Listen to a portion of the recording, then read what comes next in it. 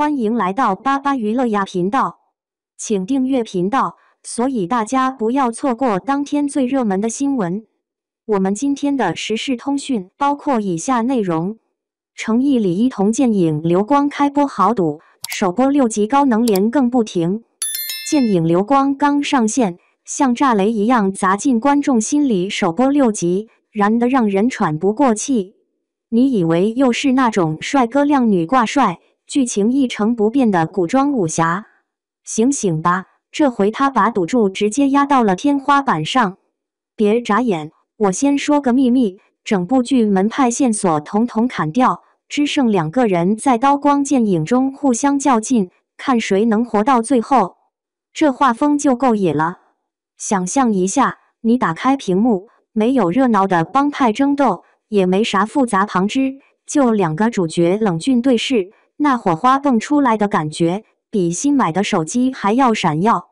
程毅和李一桐这次真不是靠颜值救场，全靠演技撑着他们用眼神讲故事，让你感受到的是成年人世界里最狠也最脆弱的信任不易。老实说，这套路少见，因为现在大多数观众早被千篇一律打发腻了，他们更爱那些灰色地带里的微妙情绪和暗潮涌动，不是喊破嗓子的无脑冲突。资金方面也是戏精级别，农夫山泉豪掷5.2亿人民币入局，一旁安慕希紧随其后投下3.8亿，2大饮品巨头显然盯准年轻市场下血拼战绩。不止这些，荣耀 Magic 7手机居然硬生生被编进剧情当续命神器，连广告都玩出了叙事感。好家伙，这是品牌植入还是现代版金手指？换句话说，他们压的不仅是播放量，而是一整个生态链条，从用户时间到钱包口袋全方位出击。这背后的商业算盘敲得啪啪响，有点像足球俱乐部在转会窗狂砸钱抢球星，要么赢得比赛，要么翻车收场。海外卖片成绩同样亮瞎眼，一集卖给韩国高达95万美元，再加上北美1200万美元字幕版权订单，中国武侠走出去已经不再是梦话。当年日韩韩剧风靡全球，我们只能望洋兴叹，如今国产作品开始反扑，用真枪实弹、真实情绪撬开国际市场的大门。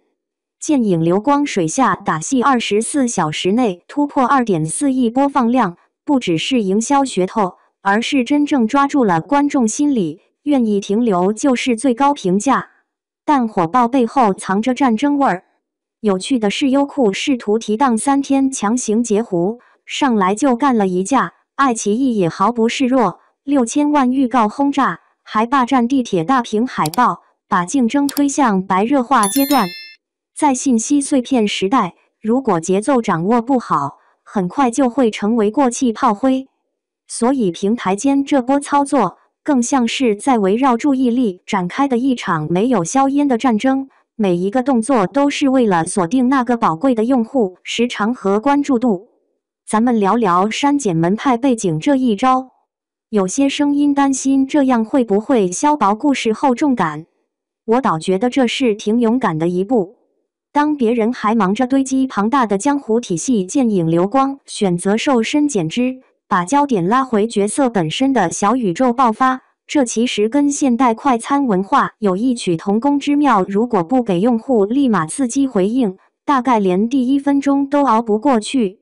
而且演员必须拿出实力，否则这锅汤搅不开火候，那可是死路一条。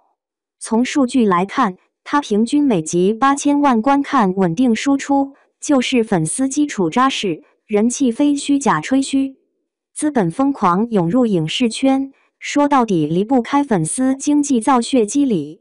一套好 IP 不仅能牵引服饰周边，还有手游衍生，甚至智能设备联合推广。比如荣耀 Magic 7插入剧情，不仅炫技术，更代表一种跨界融合趋势。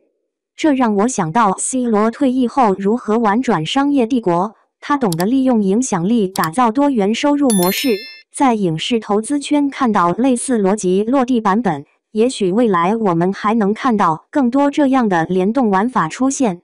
当然，对比日韩成熟工业体系，中国影视仍处追赶状态。但剑影流光的打法值得点赞，缩小战线，高频更新，让热度常驻。就好比篮球赛季中的小球战术，速度与效率取胜，对抗传统大块头。演员之间默契配合堪称团队协防，每个镜头切换如快速传球般顺畅，最终呈现出的攻防转换才叫精彩纷呈。作为资深体育迷，我忍不住替他们捏把汗，但看起来很靠谱啊。闲扯一句，现在刷视频碎片化严重，下一条按钮几乎成了标配习惯。剑影流光的成功告诉我们，成人社会没有童话可言，都在拼命挣扎，只求活下来，还能活漂亮一点。这不像过去流水账式灌水内容，他用细节捕捉共鸣，用真实割裂浮夸，所以才那么吸睛。网友吗？总喜欢当放大镜专挑芝麻，却忽略自家西瓜横在那里，你懂我的意思吧？拎出来聊聊，不按套路出牌这种作品，会不会真的改变国产电视剧格局？毕竟创新总伴随着风险，但若成功，无疑会开启新时代武侠新纪元。不过呢，到底多少人能熬过开局6集飙升心跳之后，还留守细品这些复杂纠葛的人物关系？这个问题交给大家自己琢磨。我只知道，这类剧确实值得挤出时间认真看看，说不定哪一天它就是你的精神食粮。剑影流光的上线，算是真正搅动了古装武侠剧的水面。首播6集连更，直接把观众拉进了一个刀光剑影的极简世界，没有冗余的门派线索，也没有繁复的群像斗争，几乎所有的张力都集中在程毅与李一桐的对峙与交锋中。